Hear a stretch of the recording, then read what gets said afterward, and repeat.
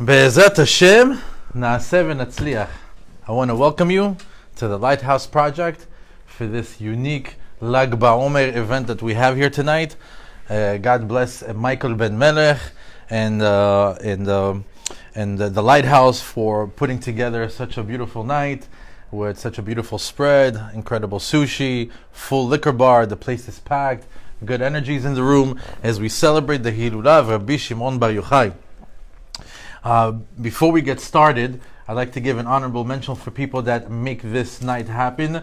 A lot of people that give their hard-earned cash in order to support Torah here in South Florida. So we have this learning being dedicated to the memory of Devorah Fega Bat Shmuel Zichronah Livracha, and for the refuah shema of Leah Bat Rachel, Yaakov Ben Pnina, Menachem Mendel Ben Sarah Batya. Also, I'd like to give an honorable mention to our Yisachar and Zvulun sponsors, H&M Builders, doing this in honor of the Dornbush family. Be'ezrat Hashem, that family have continued success, health, wealth, happiness, bracha v'atzlacha, and Be'ezrat Hashem, may the tzaddik, Rabbi Shimon Bar Yochai, illuminate that family in every way possible.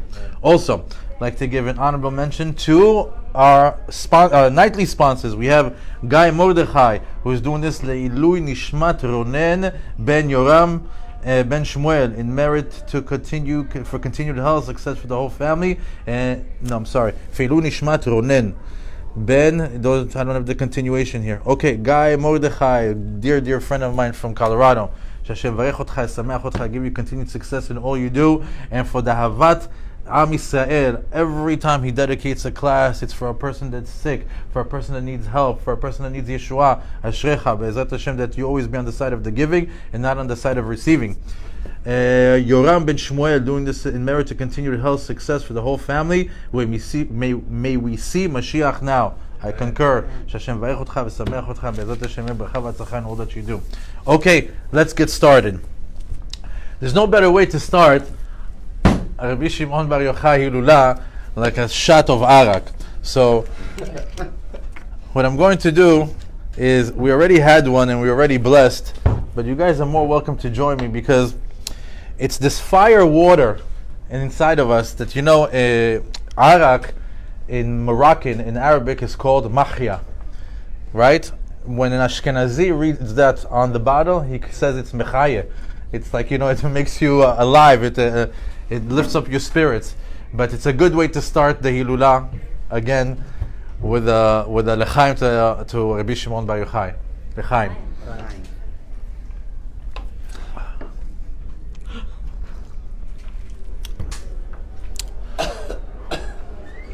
Okay, let's get started.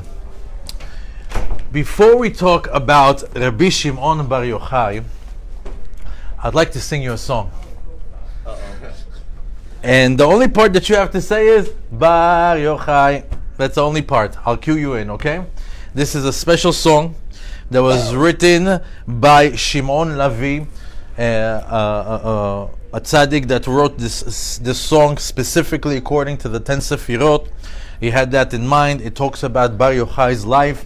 In our class, we will see almost every single part of this song reflected in the story as we get to know Rashby. Rashby is short for Rabbi Shimon Bar Yochai. Resh Bet Yud. We say Rashby is Rabbi Shimon Bar Yochai. As we get to know him, we'll get to know him from before he was around, while he was around, after he's around. You'll see that this is an incredible Tanaic sage. That it's no wonder that thousands and thousands of years later, we're still celebrating him. Here we go. Bar Yochai, נמשכת אשריך שמן, ששון מחבריך בר יוחאי, שמן משחת קודש נמשכת, ממידת הקודש נשאת, ציץ נזר הקודש חבוש על ראשך פרח בר יוחאי. מושב טוב ישבת, יום נסת, יום אשר ברכת במערת, צורים שעמדת שם, קנית אותך ועדריך. עצי שיטים עומדים לימודי אדוני, הם לומדים האור מופלא, אור היי קודם יוקדים מהלו, המה יורוך מורך. בר יוחאי. ולשדה תפוחים עלית ללכוד בו מרקחים סוד תורה כציצים ופרחים נעשה אדם נאמר בעבורך בר יוחאי.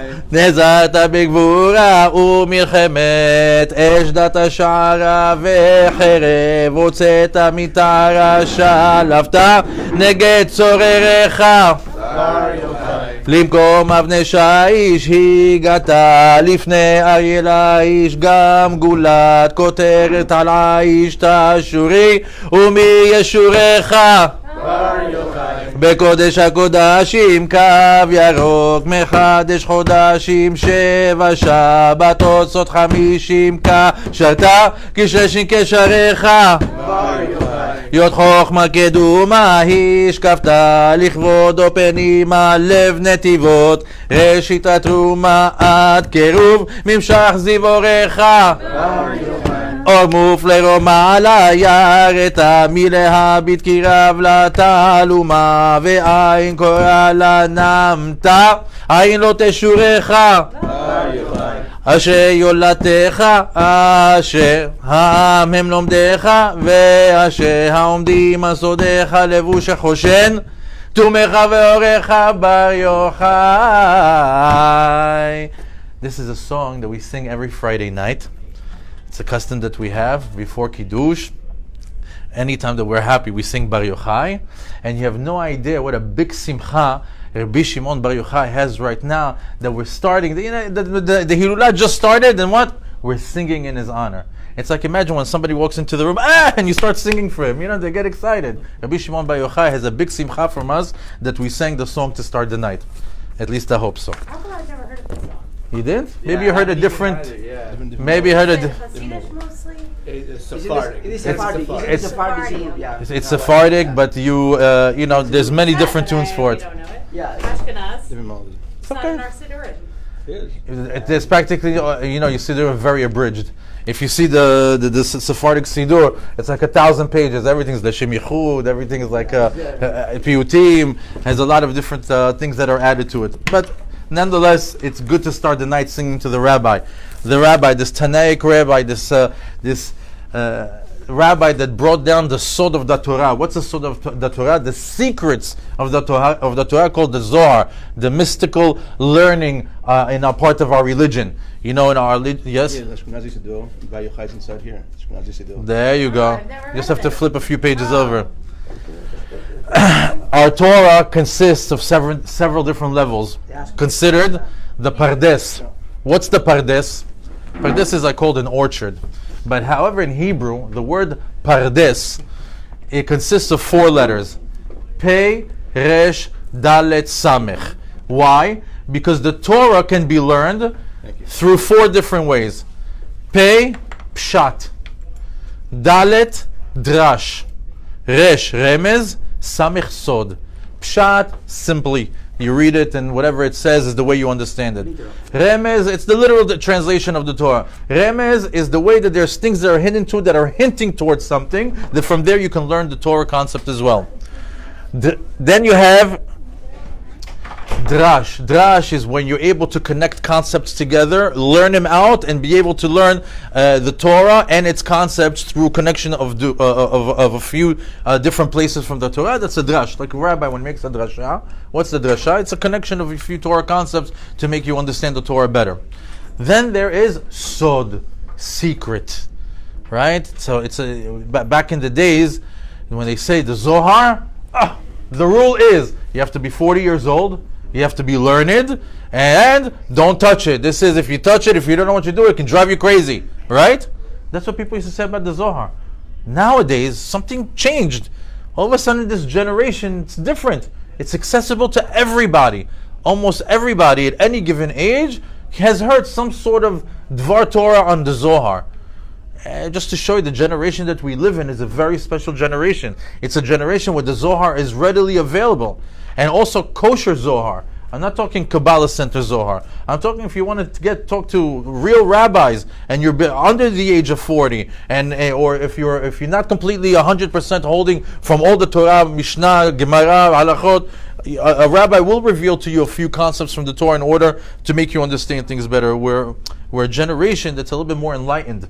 And the Torah right now, and the Torah of the Sod, which was so protected for years, that back in the days they would hide themselves in rooms and nobody would know about it. It'd be like a secret society.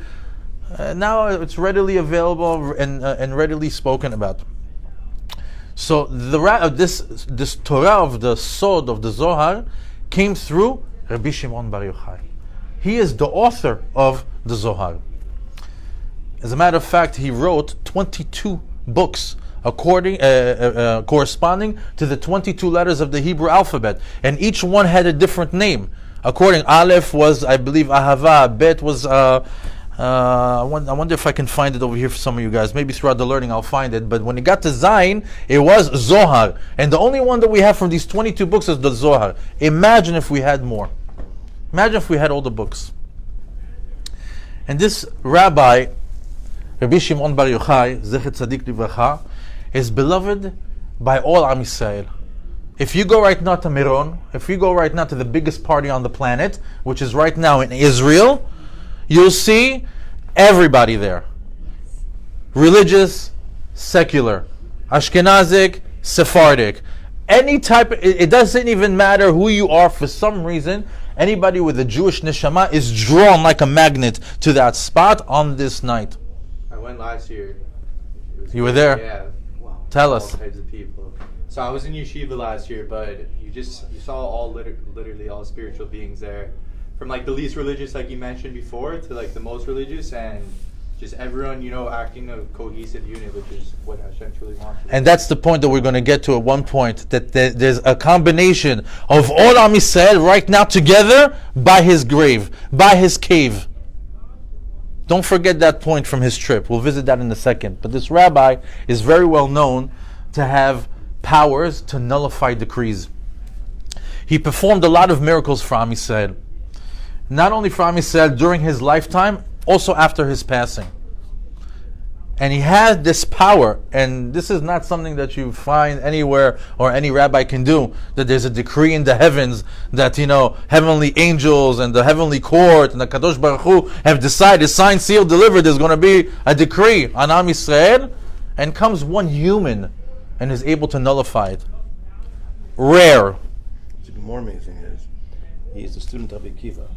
Yes. Akiva was one who taught love of the neighbors as thyself. And yet here the student is able to bring all Jews together. He's one of the students that was able to do that, to carry it out, because 24,000 failed. And he can do something that Akiva couldn't do. It's amazing. This is the first year I'm not in Melon. Really? Look at this. We've had people over here that already were there. I hope that the fire here matches up to a little bit of what you had over there. So tonight we're going to look into Rashby's life. A little bit more of a personal experience with the rabbi. Sometimes we hear about the Rashby, it's such a distant thing. Tonight we'll try to learn a little bit more about the rabbi himself and his life before he entered this world, when he was a child, about the miraculous stories of that he was able to perform, and his amazing connection to this day, Lag BaOmer and Am Yisrael. So in order to do that, we must first do a shot. Chvod Harav. Tonight, It's for the Hilulah. Please spread the love. Go ahead. I give you the zchut to be a pourer. Oh, sorry. No, it's okay. Here is some of the holiness on the pages. Who doesn't like an overflowing cup? And my cup floweth over with arak. And Be'ezrat Hashem, that we have a big simcha, a big achdut, big ahava, and the zchut of the rabbi will be a zchut lekol Am Yisrael, and Be'ezrat Hashem, that everybody get all of his heart's desires fulfilled letova l'avodat Hashem yitbarach. Amen. Chaim. L'chaim. Chaim.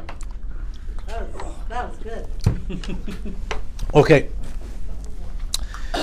In Tehillim, on the 68th chapter, on the 19th pasuk, there's a pasuk that says that Moshe Rabbeinu went up to the heavens. Alita lamarom shavita shevi. It talks about over there, the Perek Tehillim talks about Moshe Rabbeinu, that he went up to the heavens and he was able to capture or to bring down Shevi. Shevi is like a booty, like some sort of treasure or some sort of a hostage. So they say, what was it that Moshe Rabbeinu went into the heavens? So we know that when Moshe Rabbeinu went to the heavens, we see this in Masechet Shabbat, talks over there about the dialogue between the angels and God. And this is how it goes. It says, I won't read it in Hebrew, I'll just translate it in English. It says, in the time that Moshe Rabbeinu went up to the heavens, Malachei HaSharet, the heavenly angels, went to HaKadosh Baruch Hu and said, Ribono shel olam, what is this human doing amongst us? Look at us, we're holy angels. What is this guy? What's this sore thumb doing over here? Who's this guy over here in the Shamayim? So God answers, he came here to get the Torah. They answer back to him, חמודה, גנוזה, שגנוזה לך 974 דורות, קודם שנברא העולם, אתה מבקש שתנהל בשר ודם?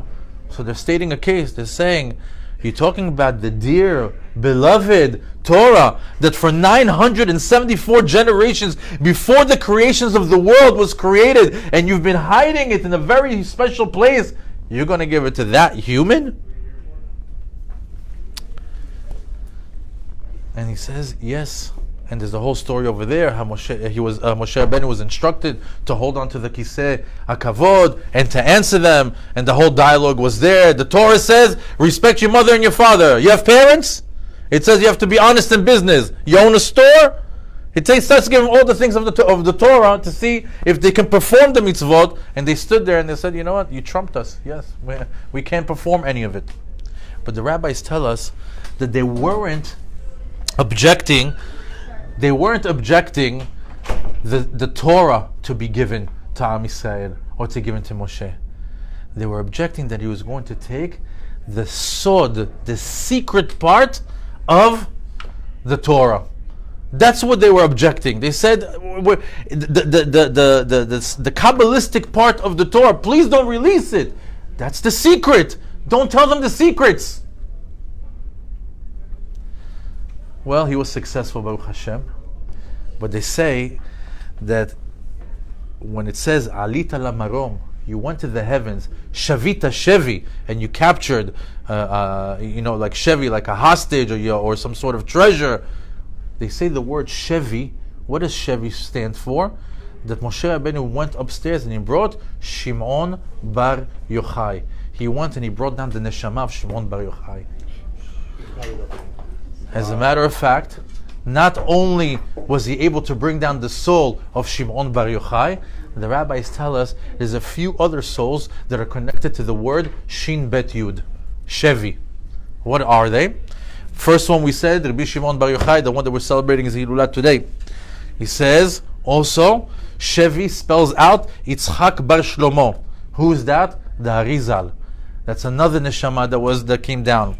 And then he says, Shevi Shalom bar Yitzchak. Who is that? That's the Rashash, another big Kabbalist. And the last one that a lot of us know and a lot of us love, Shin Bet Yud, Israel ben Sarah. Who is that? That's the Habal Shem Tov. Those are the Neshamot, Shavita Shevi, the Shevi that you captured. Who are they? These four huge Kabbalistic rabbis. Moshe Rabbeinu saw over there, he fought with the angels to bring down the Torah of the sword, and he brought those Neshamot down to the earth so they'll be able to reveal to us the Torah of the Zohar. As a matter of fact, remember we just learned that the Torah has Pshat, Remez, Drash, and Sod, right? So, it's interesting. Rav Yoram Aberger Zechet Tzadik Libracha says something unbelievable. He says that even the Sod is divided into four. There's Pshat in the Sod, Drash in the Sod. He says that there's also the Sod Shebasod and the Remez Shebasod. And he says the Pshat Shebasod, the simple part of the Sod, was revealed by Rabbi Shimon bar Yochai. The Remez of the Sod was the Arizal. He's the one that revealed that. The Drash Shebasod, that's the Baal Shem Tov. And a Sod Shebasod, who's going to reveal that? Who's going to reveal the secret of the secret? Mashiach. Mashiach. So there's still a new Torah that has never been revealed. One day we're going to peel the plastic off of a beautiful new Torah. Something that's never been used before, never been read before, never been studied before. Saved for when? For the time of Mashiach. You know, the Sephardim are very connected to Rabbi Shimon Bar Yochai.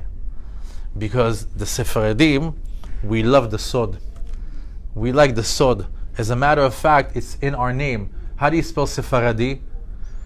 Samech Pe Resh Daled.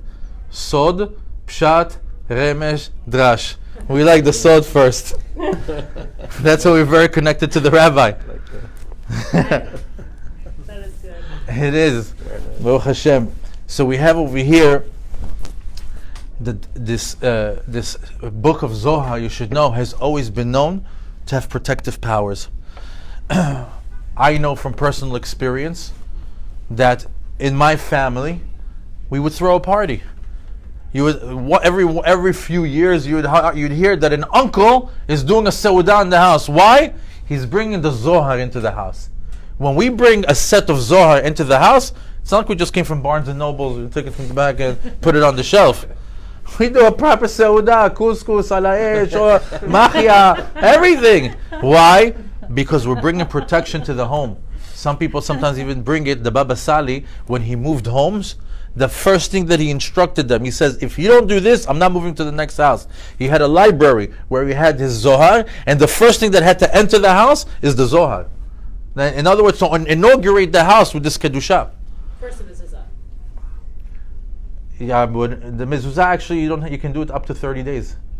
Up to 30 days. But for the Baba Sali, the most important thing was that he have the library of the Zohar enter the house first. It's a form of protection.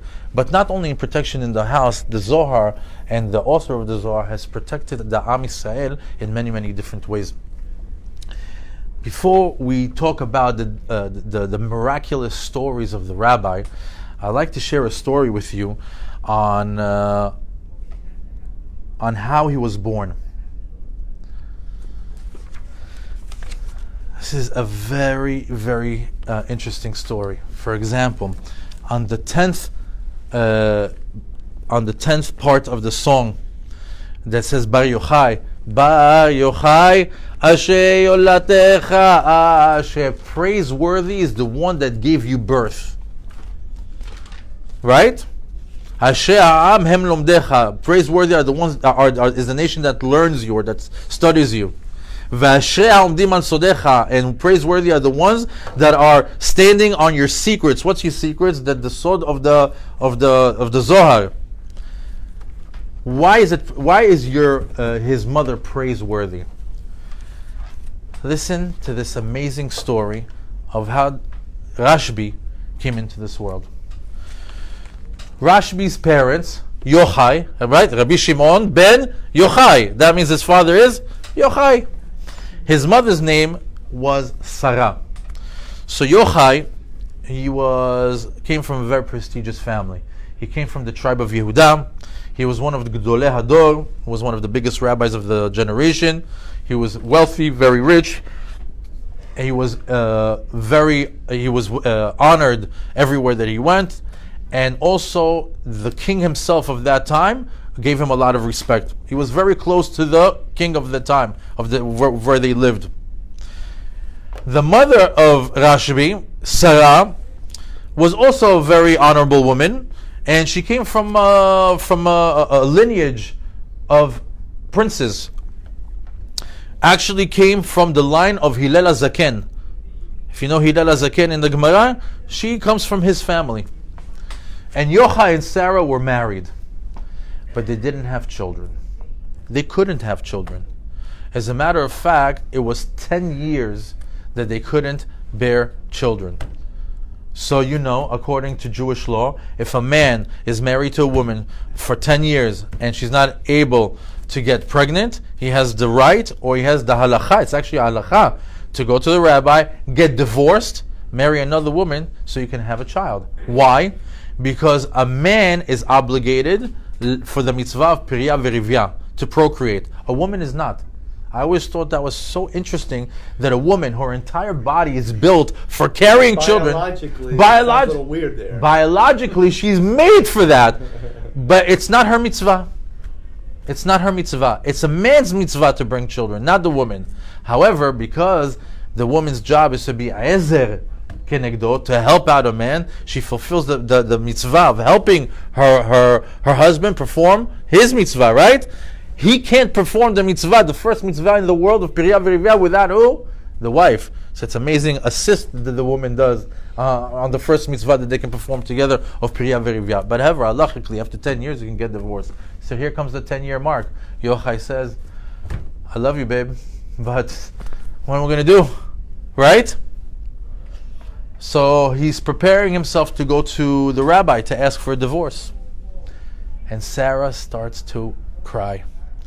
She starts to bawl. She starts to weep. And she starts to take upon herself prayers and fasting. And she's crying. She says, please, Hashem, please. I don't want to get divorced. Please, I want to get pregnant.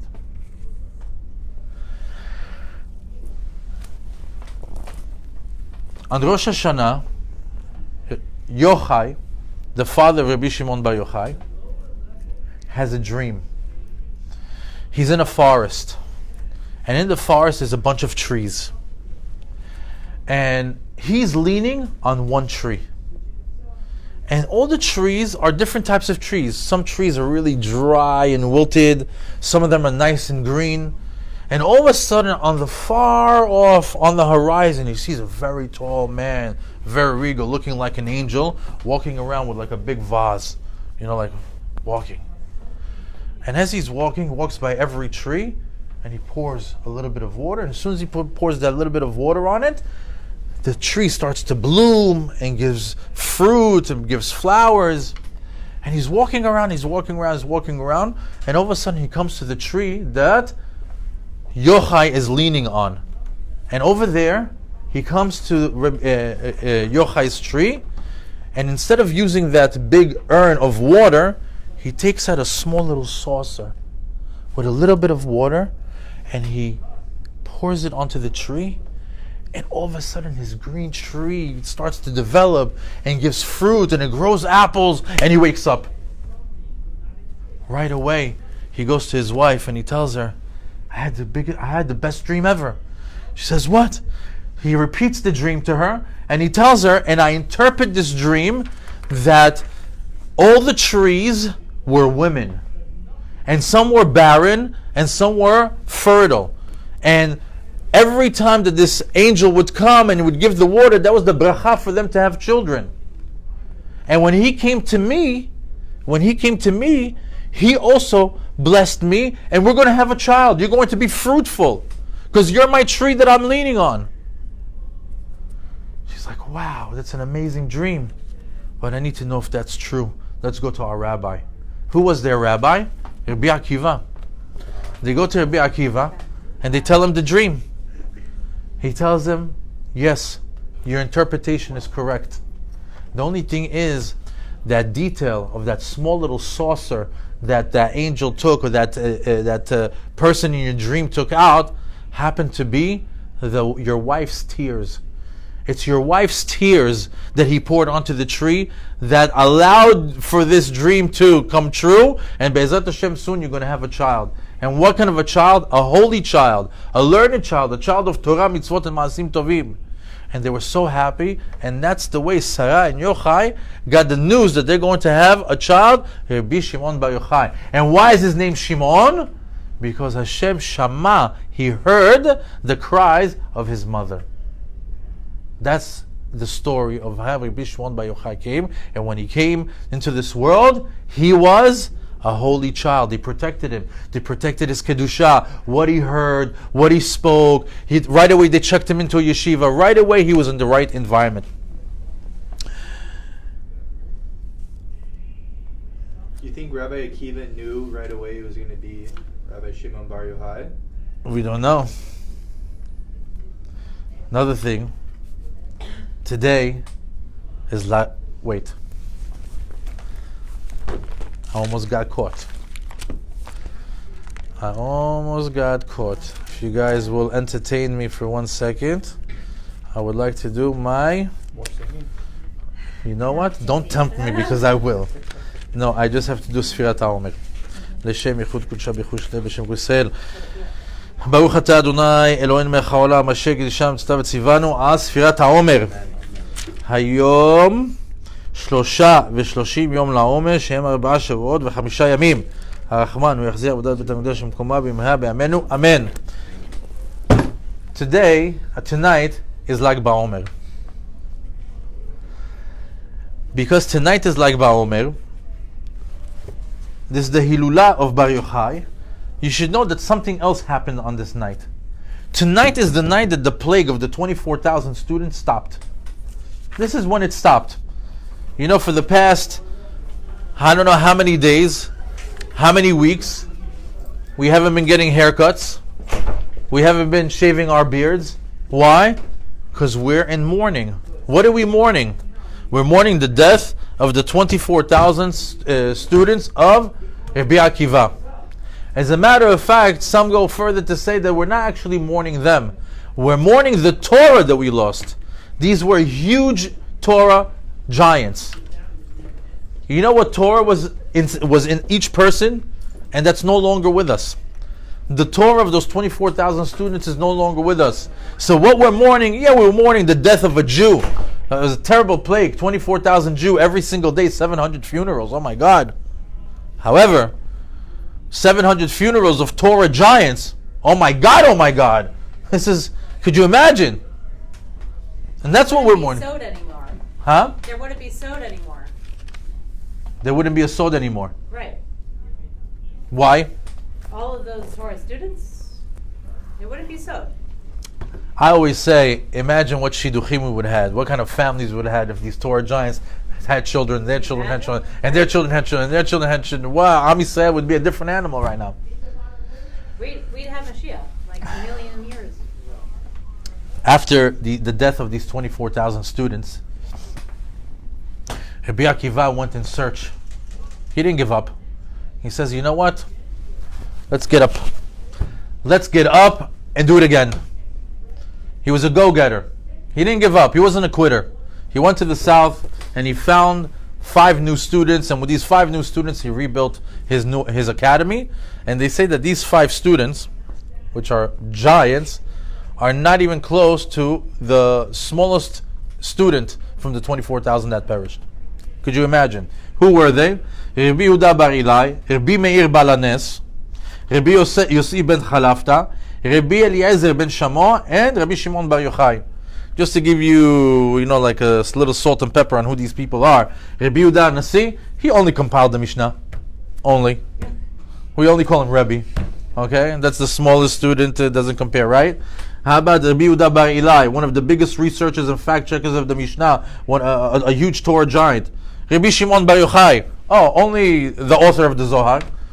Only the author of the mysticism of the Jewish religion, the one that we're celebrating tonight. So you could imagine what we lost, but you could also imagine the Gdula of the rabbi that we're celebrating today. There's a famous story in Masechet Shabbat.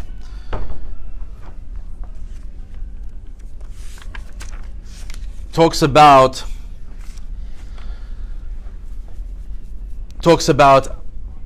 Rabbi Shimon bar Yochai in a very interesting setting. He's sitting alongside Rabbi Yehuda ben Pedat, Rabbi Yossi ben Chalafta, and another individual called Yehuda ben Gerim. And all these were, Torah giants, except for Yehuda ben Gerim. He was questionable. And they were talking about, in Rabbi Yehuda ben Gerim, he was talking about, look at the Romans, the Romaim. They're great. Look at the bridges that they're building. Look at the bathhouses that they're building. They're praising the Romaim. Rabbi Shimon bar Yochai, as they say, was keeping it real. He was saying, the bridges that they're building is just so they can charge you taxes. Just so they can charge you $10 each way to pass. He said the bathhouses that you speak of is just so they can have people over there and come to do whatever that they come to do. Don't think that they're doing such big chesed with you. Having said that, Yehuda ben Gerim goes and snitches on Rabbi Shimon Bar Yochai to the Romaim. Right away they hear that there's a big rabbi in Israel that's down talking the Roman government or the Roman Empire, and there's a death decree on his head. So now that everybody is looking for Rabbi Shimon Bar Yochai, this is the famous story where Rashby runs to the cave where everybody is right now. I was there. Everybody. To the north in Tzfat. Everything in Tzfat and Galil. It's a small cave, and it's written on top of the sign. It's just where the Rabbi Shimon Bar Yochai and Wow. there. It's an amazing cave. Is it like easily accessible? You can get there, but it's blocked off by stone. Okay. While there, who ran him and his son Rabbi Elazar. And for a time of 13 years, they learned Torah together. In a cave? In a cave, With his rabbi, you said? by himself. Oh, mine. By himself, So him and did his he son. write, like a book of herbs and like. Carob trees. The carob tree is still out there. Still to this day, it's a carob tree. A good Torah. Oh. So powerful, right? Him and his son learned the mystical, they learned the Torah. They were able to do incredible tikkunim. They got to such high levels that we will never understand. Here's this is for the people that already know in the room. If all he had is a carob tree and a little river next to the, God probably made it for him.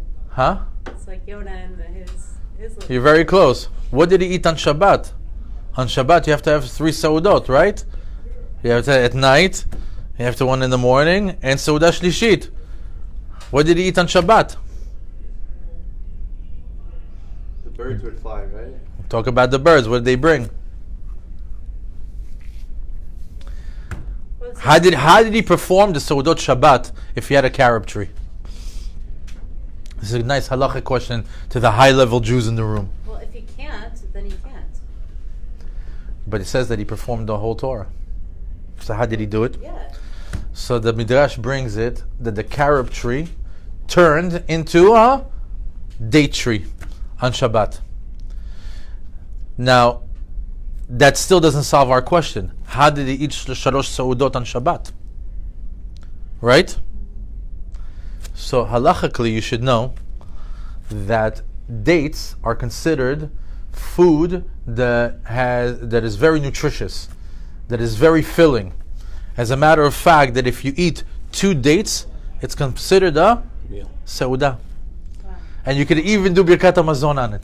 A real date, not like a dry sugar The real day. date. Yeah, like a date. Right. Yeah, like one of those. Also American.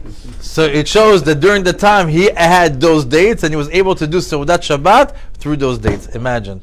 Even though it had no flour or anything, you No, say because your it's- Amazon on 2 dates. Because it's part of the Shiva Minim, right? One of the 7 species, so he's able to do it. Now, during there's the whole story of how he buried himself in the sand, and how he would only come out on Shabbat and put on his special clothes, and he got to such a high level that he got to a point that after 12 years he came out of the cave and he started to see the world, and he saw that the people were a bit careless with the way that they're carrying themselves in the world, and he would look at someone. And he got so upset at the fact that they're not connected to their spirituality that he turned them into Gal Atzamot. Imagine Superman with those red X-ray eyes turning a guy into a bag of bones. Gal Atzamot. Hashem goes to him, hey, what are you doing? You're going to destroy my world. What, you're going to go around now and start zapping people? Get back into the cave and come out when you're ready and you know how to behave. What is this? And it took him an additional year to be able to refine his Torah, to be able out there and to go out and spread the Torah of the Sod. He got to such a high level. As a matter of fact, when his father-in-law, Rabbi Pinchas ben Yair, saw him when he came out of the cave. You know, he had bruises, he had like all these different things on his body. He tells him, Oy li shreiti bekach. He says, oh my God, I can't believe I'm seeing you like this. 12 years you're in the cave, look at you, you look like a mess. You know what Rabbi Shimon Bar Yochai answers him? Ashrecha shreiti bekach. It's Ashrecha Yanu. It's honorable of you that you got to see me in this position. Why? שאילו לא ראיתני בכך, לא מצאת בכך. If you didn't see me like this, you wouldn't believe what I went through in order to achieve this Torah. Sometimes when you see somebody, they say, oh, you know, I'm a huge Torah learner, I do this, I do that. It's like, you know what? It's questionable. Is he? Isn't he? It's just talking. And he says, you see what I put myself, my body, my mind, my soul, all just to get to this part.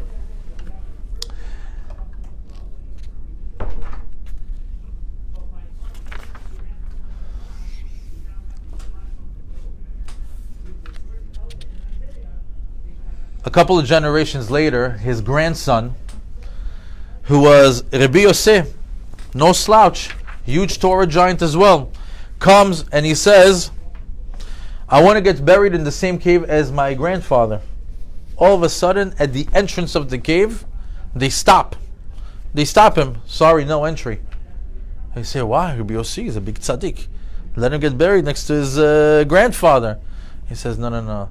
This guy tortured himself in this cave and earned the right to be buried in this cave.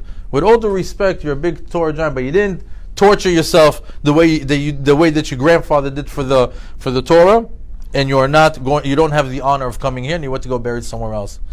Don't think that it's so simple to have the level of what Rabbi Shimon Bar Yochai achieved in his life and in his death.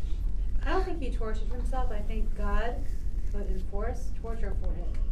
I don't think we're allowed to torture ourselves. Or cause He didn't torture, but but when your body is filled with scabs and you're eating charuvim, you know why they call it charuvim? You know why they call carobs in Hebrew charuvim? that's not him. That was circumstances. But he took it upon us. He accepted it. A lot of people could say, I want out. Accepting torture, yes, but he didn't torture himself. I just want to clarify. I think like the mental torment was much harder than the physical torment, in my opinion.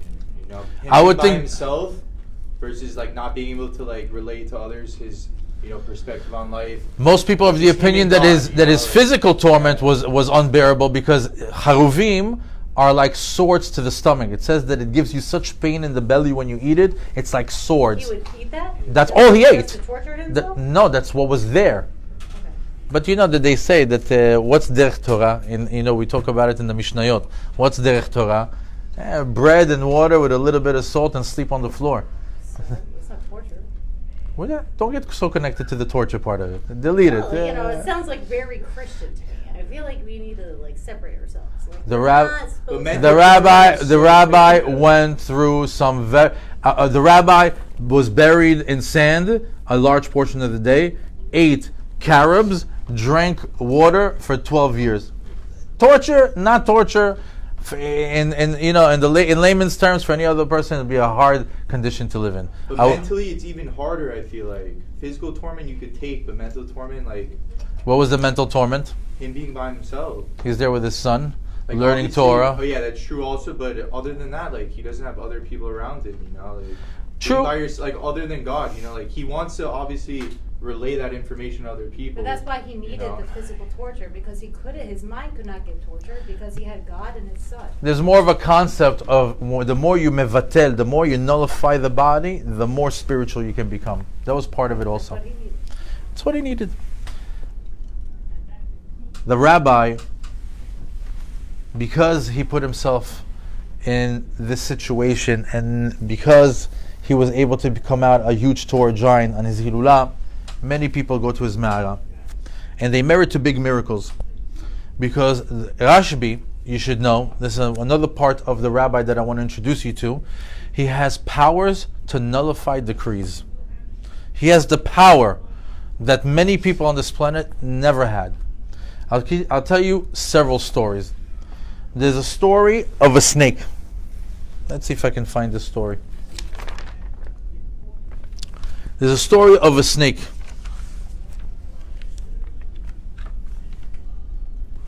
Let's see if I can find this story. There's a story where there's a big snake that came into the world. Righteous? Just checking.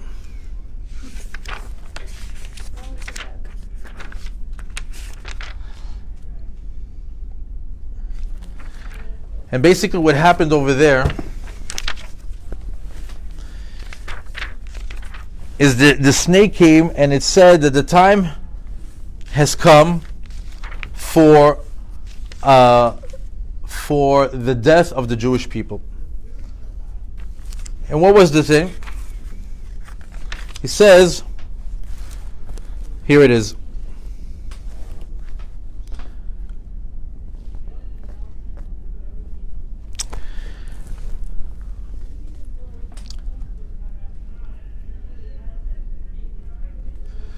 There was a time when Bar Yochai was walking with his son.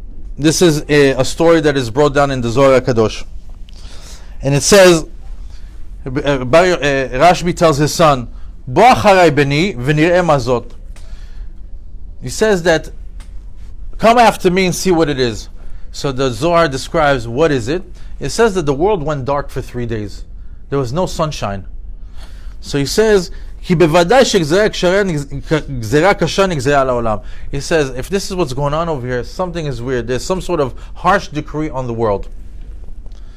As they're walking to look into it, they run into a snake that his mouth is open and he's able to breathe fire out of his mouth.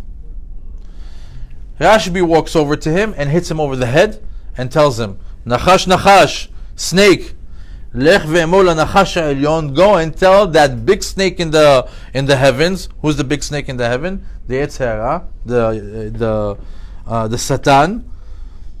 Sha'arei Rabbi Shimon bar Yochai nimtza ba'olam. There's a Rabbi Shimon that exists in this world. Ve'en bekocho la'aziko, and he's not able to hurt him. In other words, he goes to the snake that represents the devil in this world. He tells him, go upstairs and relay a message that you can't bring any harm to this world. Why? Rabbi Shimon is living in this world.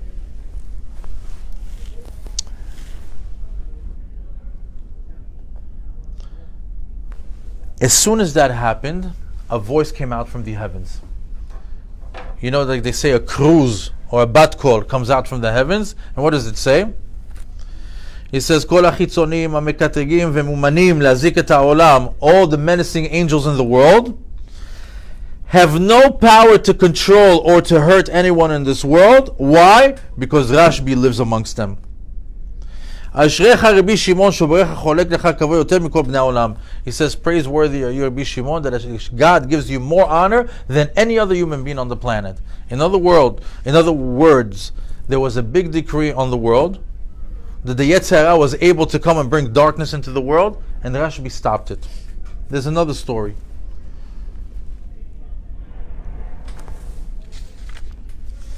One time, there was an angel. They came in front of HaKadosh Baruch Hu, and he tells them, listen, it looks like the state of the world is very bleak, and it seems like the people are sinning, and the time has come for me to go down and to destroy, to do my job, because there's good angels and there's bad angels, there's menacing angels that have a job to do. They were created for that. So the guy says, it's time for me to work. So he wants to get permission from HaKadosh Baruch Hu to come into this world and harm. It says, Lech v'achev et ha'olam v'al tashgiach b'Bar Yochai. He says, go, I give you permission to destroy in the world or to cause destruction, and don't pay attention to Bar Yochai that is currently living in this world. Remember, God is saying this. When he came down, he encounters Rashby. Rashby comes and he answers him. He tells him, go back to your place in the heavens and don't do a thing on this planet. And if you refuse to go, I'm going to decree it that you are going to get kicked out of your place in the Shamayim and you're going to go to the place of Choshech. There's a place in the world, place of darkness that a person can go to, not to discuss right now. And he says, tell HaKadosh Baruch Hu that even if there's all the tzaddikim in the olam, I am going to be the one that he's not going to destroy the world because I am here. What kind of guts do you have to have in order to send that message to God? But it's Ahavat Am Yisrael. At that moment comes a voice from the heavens again and says, Ashresh chalkecha Rabbi Shimon. It says, praiseworthy are you, Rabbi Shimon, that HaKadosh Baruch Hu gozer gzera lemala, and you're able to nullify it below. And bevada lecha ne'emar, and this is what the pasuk in Tehillim that says, Retzon yirav ya'aseh, that Hashem does the will of the ones that fear Him. In other words, there's a lot of rabbis, when they say something over here, Hashem performs what they say. In other words, there were a couple of times in history where there was a dark decree, a decree of death on a group of people in this world, and that decree was nullified by who? By Rashby. And one time it was even sent by Kadosh Baruch Hu, and Kadosh Baruch Hu acquiesced to his words.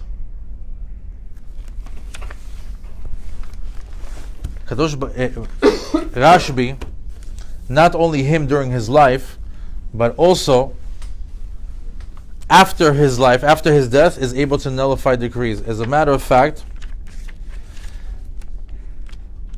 there's another story. Let me see if I can find it.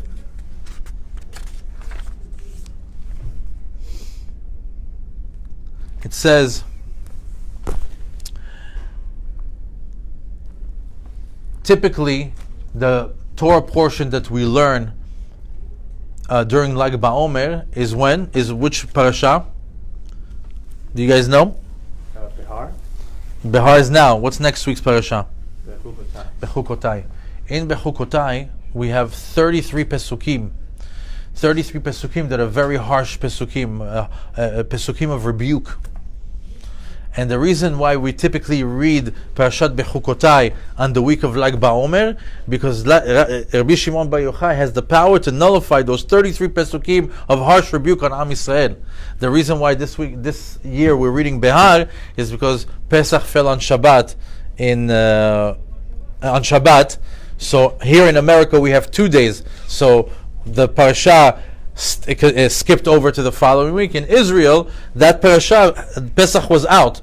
So that's why they are one parasha ahead of us. And a few weeks from now, we're going to catch up and we're all going to be on the same thing. But typically, Bechukotai is a parasha that we read in Lag BaOmer to give us a hint that those 33 pesukim of rebuke are 33 to signify that Rabbi Shimon Bar Yochai has the power, just like on Lag BaOmer, to nullify decrees. Okay. There's another story. There's a story from Rabbi Mordechai from Morocco.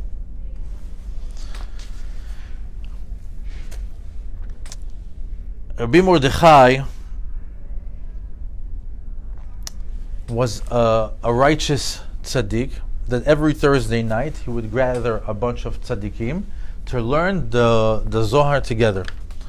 And as a payment to those tzaddikim, he would take care of all their Shabbat needs. He would give them meat, groceries, wine, everything that they need for Shabbat. He was a wealthy man.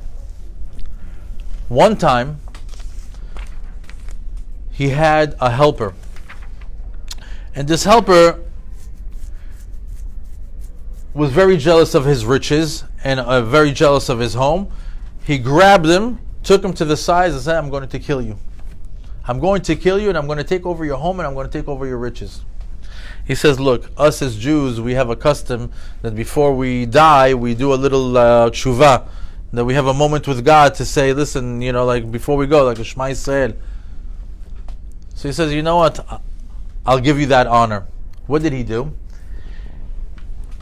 He started to yell out, Rabbi Shimon Bar Yochai, in the schut that we learned your Zohar, save me from this moment.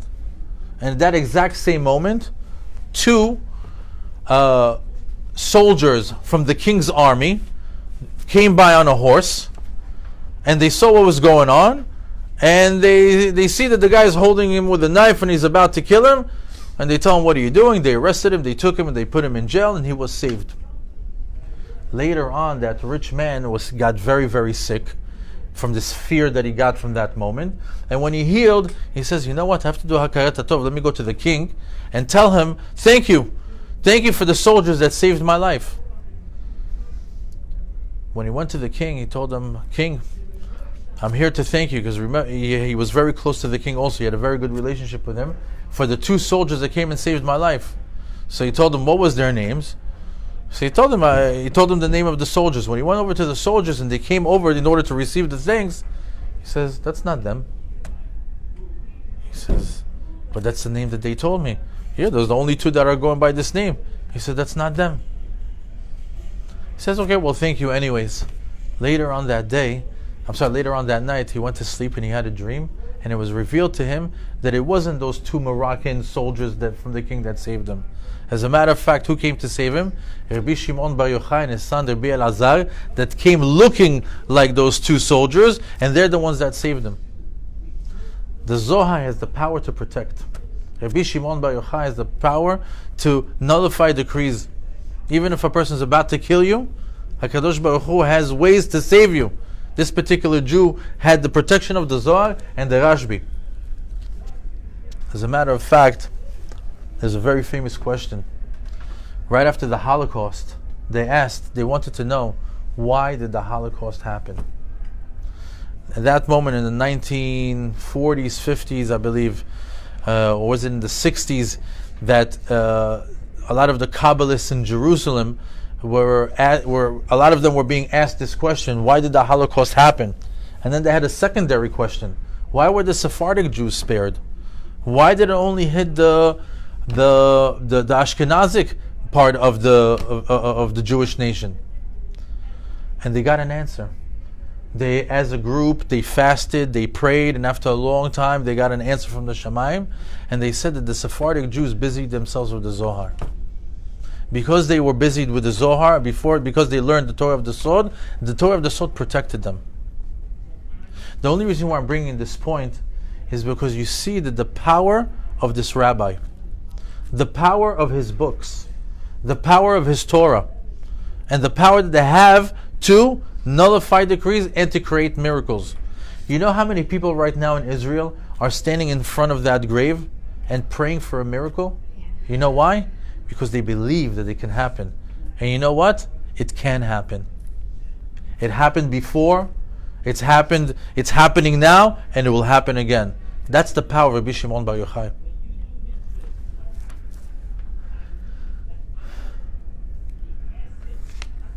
However, we got a little bit about the rabbi, how he came into the world, his soul in the Shamayim, how his parents prayed for him, how he got into the cave, the power that he has to decree, then to nullify decrees against Am Yisrael.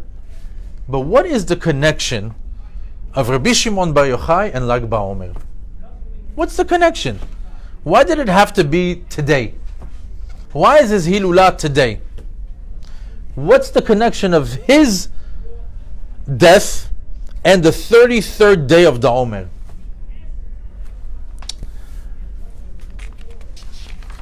Not only that, you always have to think of how we behave in Lag BaOmer. How do we behave on Lag BaOmer? We light a bonfire. For what? The kids will tell you, for the potatoes. We throw it in, put it in the bonfire, take it out, right? But what do we light a bonfire for? Right? What's the whole thing with fire on Lag BaOmer? And why are we if you notice, dancing, getting drunk, celebrating? What is this all about? There's no, even if you go to other rabbis' hilulot, nobody really lives it up like they do it on this night. What's the connection of Rashby to Lag BaOmer? So, this is super interesting. I found several reasons of how to connect Rabbi Shimon Bar Yochai to Lag BaOmer. It says that the plague of the death of Rabbi Akiva's 24,000 students, which averaged out about 700 to 800 students per day, happened on this day. And because it stopped and people stopped dying, then everybody started to bring a yahrzeit candle for the people that passed. And they all put it together. And one after the other, you put 24,000 yahrzeit candles together, what happens? You get a bonfire. You get a huge fire from commemorating of the neshamot that passed away in the past 3 weeks. That's one of the reasons of why we light a bonfire. Furthermore, another reason. It says,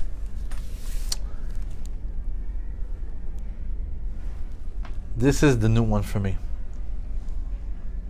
Rashby was part of the 24,000 students. What? Rabbi Shimon Bar Yochai was part of those 24,000 students. When it came to his turn to die, it stopped. And as a matter of fact, the plague stopped with him. And why? Why when it came to 24,001 it stopped? Because he had Ahavat Yisrael. He loved his fellow Jew. He had Achdut. He was one of the students of Rabbi Akiva during the group, which by the way in the Mishnah, in the Gemara it says that he went to the south to collect 5 new ones. This is a Chidush on the Chidush. That they bring it from Yevamot, Samech Bet, Amud Bet. That he was part of the 24,000, and because he had Ahavat Am Yisrael, the plague stopped with him, and because of his Achdut, we light a candle, or like a big bonfire, for Am Yisrael. Why? Because Rabbi Shimon Bar Yochai brought Or HaGanuz into this world. What's Or HaGanuz? We spoke about it many different times in our classes. Or HaGanuz is the special light from the 6 days of creation. It was available on the first day and the second day for a period of 36 hours. It's no longer with us. Hashem put it away in the heavens somewhere, that later on in history, when it's going to be the time of Mashiach, only the tzaddikim are going to be able to benefit from this particular light. However, this light is now found in 2 different places. Where? It's found inside the Torah. When you learn it, you get this Or HaGanuz, and it's also available in certain times of the year. You should come to our classes and find out when they are. So because he brought this Or HaGanuz, this light from the 6 days of Bereshit through the learning of the Zohar, so we bring this Or HaGanuz, this bonfire, to signify the Zohar that he brought, the fire of the Torah. His study partner was his son, correct? Yes, Rabbi Eliezer. So Rabbi Elazar. So that means then the 24,000 was him, one of them was him. And if he would have passed away, then the son would have passed away. So he saved also his son. Possibly, yeah, because they were the same thinking. Rabbi Nachman Mibreslev says something very interesting. He says, there's a pasuk that says, Ner Hashem Nishmat Adam. Meaning, they correlate that the neshama of a person is like the light of a candle. That's why when we light a candle, why do we light a candle for a tzaddik? Why don't we do something else? Why don't we bake him a cake? Why don't we buy him a shirt? Why don't we put flowers around this picture like some other religions do? Why do we light a candle? The rabbis tell us when you light a candle for a rabbi, as soon as you light it over here, at the exact same second in the Shamayim, the Hechal, the place where he resides, becomes a little bit more illuminated. It gets a little bit more light. And right away, the rabbi looks down and says, who did that? Who gave me more light in my residence? And he says, oh, that's the tzaddik. So he says, you care for me? You're lighting up a candle for me? Then I'm going to care for you, and now you can able to have like a relationship with the tzaddik. You can pray, and you can ask, and the tzaddik goes for Hashem and beseeches for you. So when you light a candle, he says, Rabbi Nachman Breslev, he says, Ner Hashem Nishmat Adam. So he says, what happens when we gather together, right? I'm a ner, you're a candle, you're a candle, you're a candle. When all the candles come together, what do? We create a bonfire. So he says, that's what it is. We're seeing the physical part of it, where there's a physical fire in front of us, right? However, with Torah eyes, that only the rabbis can see, they see that when all the Jews get together, there's a fire. Like right now, there's a bonfire in the room. My neshama, my light, your light, all together. We're a nice little, 10 candle neshama, little Havdalah candle with 10 wicks on it. Rabbi Nachman Breslev says that's why we do the medura, the ish, the bonfire, because it signifies. Because if you see, typically in Lag BaOmer, not like here in the States, it's very difficult to start a fire because of legalities or whatnot. In Israel, huge bonfires and thousands of Jews dancing together. These are all little candles going around the physical candle, but we're all lit like a fire, like a medura. However, the big reason of why Rashby is connected to Lag BaOmer is this. Rashby represents Achdut. Rashby represents Ahavat Am Yisrael. He was always a proponent for the nation of Israel. And right now, we are on a journey. We're on a 33-day-old journey. We started on the second day of Pesach, and it's going to end in Shavuot. 49-day journey of spiritual and character refinement. Right now, for 49 days, what's on the menu? Work on yourself, on how you interact with another Jew. Don't do unto others what you don't want done to yourself. Derech Eretz Kadma LaTorah. That you have a proper way of manners and carrying yourself. That you have a combination of manners and knowing how to carry yourself in the world, as well as be learned with the Torah. Ahava, achdut, love, harmony, doing chesed with one another. That's for 49 days, we have to immerse ourselves in that energy in order to polish ourselves with one another, so we can be ready for what? For a date with God. Then in Shavuot, when we meet Him, Hashem says, oh, nice. You worked on yourself. You know how to interact with my children. You know how to interact with another Jew. You're ready to interact with me.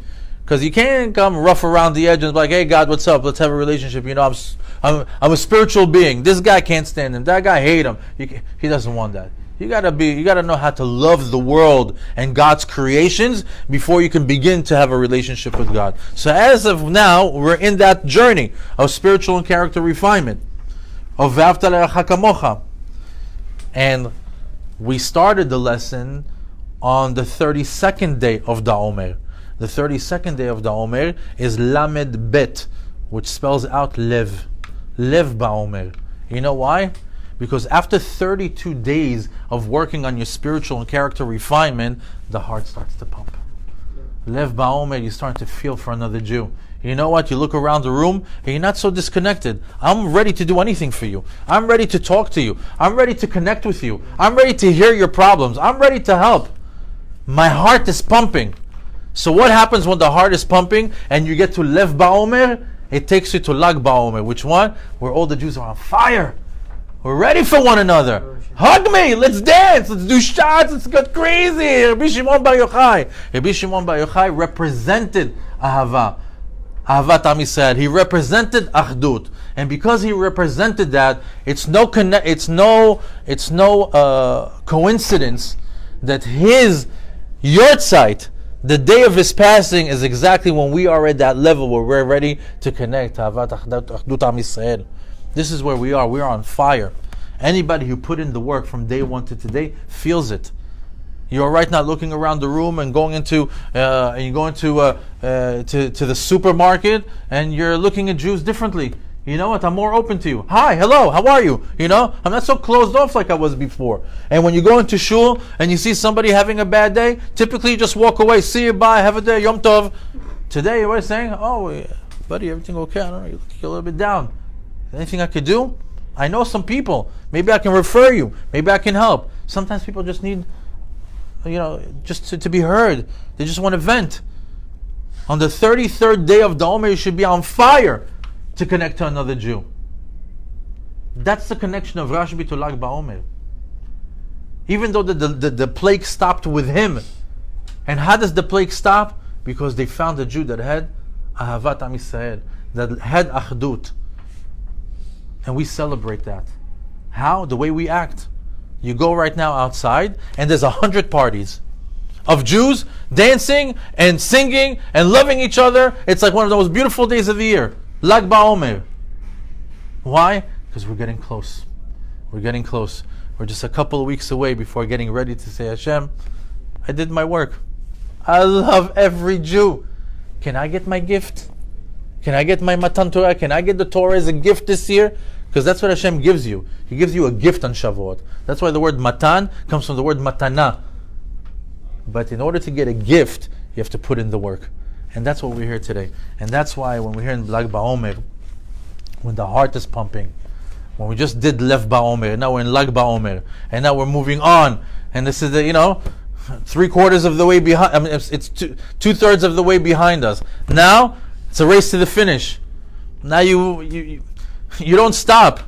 Now you reach out to people and say, you start to reach out and try to perform Achdut.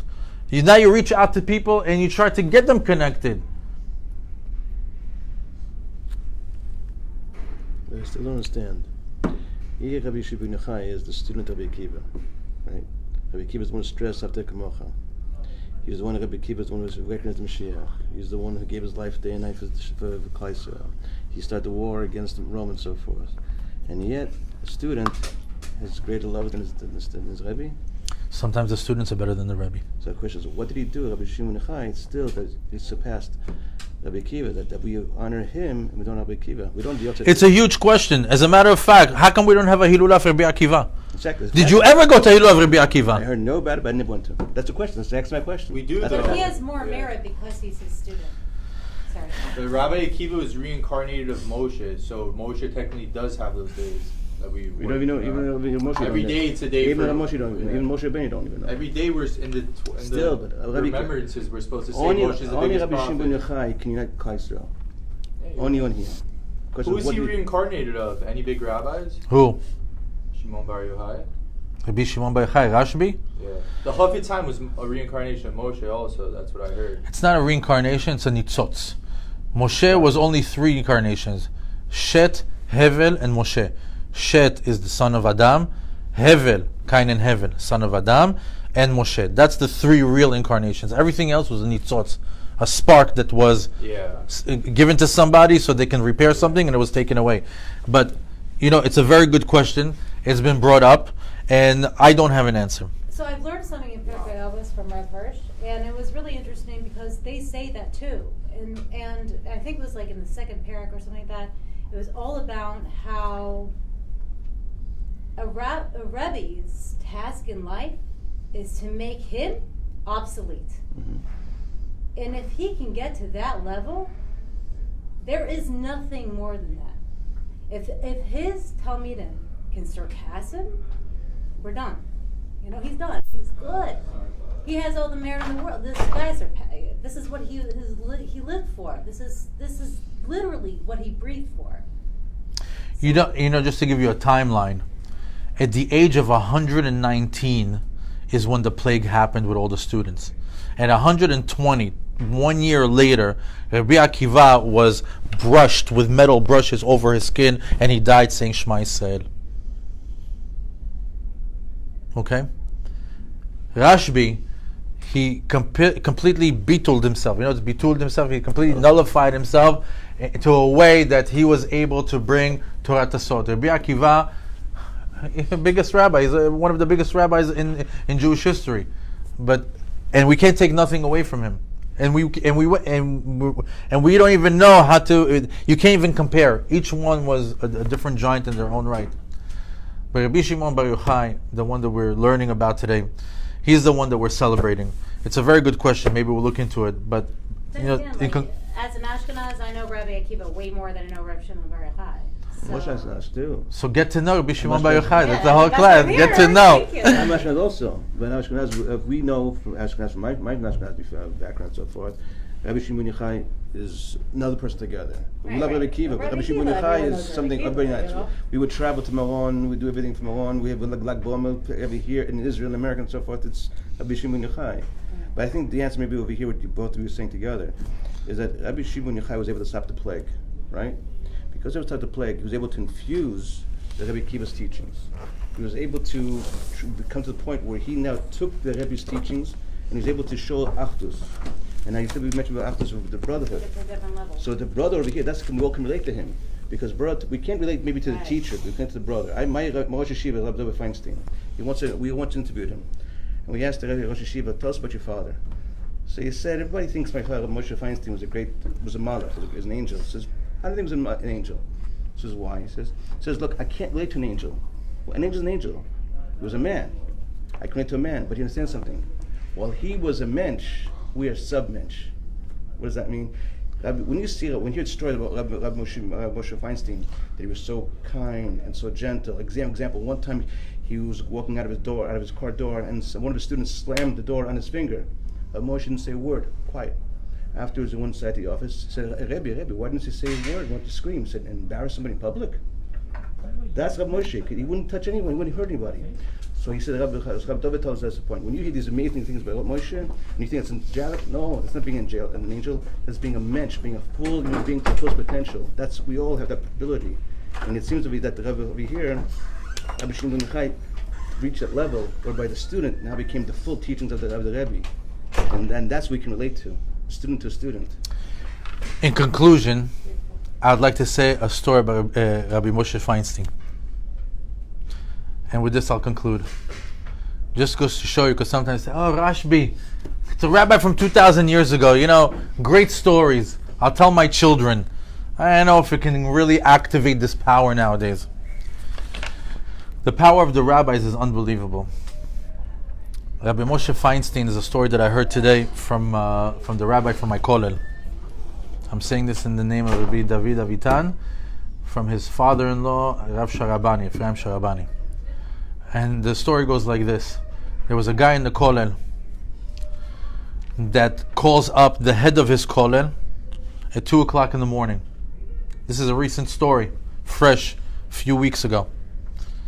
And I'm sorry, not a few weeks ago, I heard it a few weeks ago. I don't know how old the story is, but they had a picture of the rabbi, a recent picture. It says, Rabbi, I just got the news. The student is saying that his son got the sickness. It was 2 o'clock in the morning. He goes to him, I know that you know Rabbi Moshe Feinstein, take me to the rabbi right now. He says, look, it's 2 o'clock in the morning. Come over to my house. We'll drive all the way to his kollel. We'll pray with him nets at 5 o'clock in the morning. And after nets, we'll ask the rabbi. So they did that. They drive all the way. They come to Rabbi Moshe Feinstein after nets and they tell him, can we speak to you? He says, yes. He says, Rabbi, we just got the news that his son has the machala and he doesn't know what to do. He's a fine student from the kollel. He tells him, bring me the boy. They travel all the way back to Bnei Brak. They bring the boy back to him to Yerushalayim, and he brings his son. He goes to him. Rabbi Moshe Feinstein asks him. He tells him, "What do you want to be when you grow up?" He asks him, "What do you want to be when you grow up?" So the kid answers him, a 6-year-old kid. "I want to be like you. I want to be like you, Rabbi." He says, okay, tzaddik, go home. That was it. He calls the father in. He goes to him, listen to me. Go right now. Go to the hospital and tell them you want a CTI scan again. He says they just did it yesterday. They're not going to do it. They don't do free CTI scans to anybody that asks for it. Tell them you're going to pay for it. You're going to pay for the CTI scan, but you got to go right now. He says, okay, Rabbi, whatever you say. He goes into the hospital. He goes to the hospital. He goes, I want a CTI scan. He says, we just did it yesterday. We can't do it. He says, I'm paying for it. He says, no, we can't. He says, listen to me. He goes to the head of the hospital. He tells him, my rabbi told me, Rabbi Moshe Feinstein told me to do another CTI right now. I'm paying everything cash. I want to do a CTI for my son. He says, but let me tell you something. If your CTI is wrong, you're paying for it. He says, okay, let's do it. They do a CTI scan. The results come. Nothing there. The machala is gone. Wow. The guy goes back to Rabbi Moshe Feinstein and he tells him, what did you do, Rabbi? What did you do? Yesterday it was there? 100%. I had 10 doctors in the room breaking the news to me. The next day it's not. What did you do? He says, nothing. When you left the room, I told the Kadosh Baruch Hu, I'm nothing. But look at this kid. He wants to be a rabbi. He wants to be a mensch. You definitely want a kid like that in the world, don't you? And that's all I said. And because Moshe Feinstein sent to Kadosh Baruch Hu says, this kid wants to be a rabbi, and he says he wants a rabbi like you, he was able to see miracles.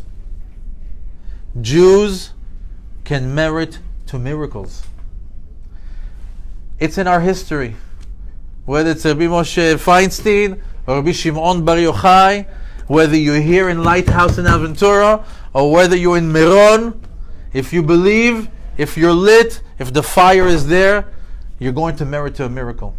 Be'ezrat Hashem, b'zchut Rashby, b'zchut Atzadik, Rabbi Shimon Bar Yochai, shezchuto tagen alenu. That's what we want. We want his merit to protect us.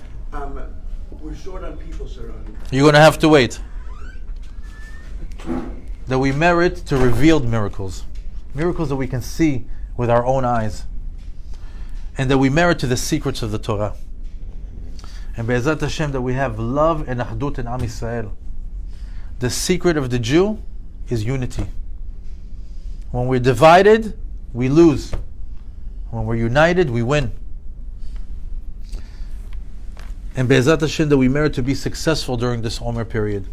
That all of us put in our own work. Some people are able to put 100%, some 70, some 50, some 20. But whatever it is, the ishtadlut that we're doing in order to get to that point of spiritual and character refinements, Ramidot, during this time period, Be'ezat Hashem, that Hashem makes us matzliach, and He takes our ishtadlut into consideration and takes it to our merit.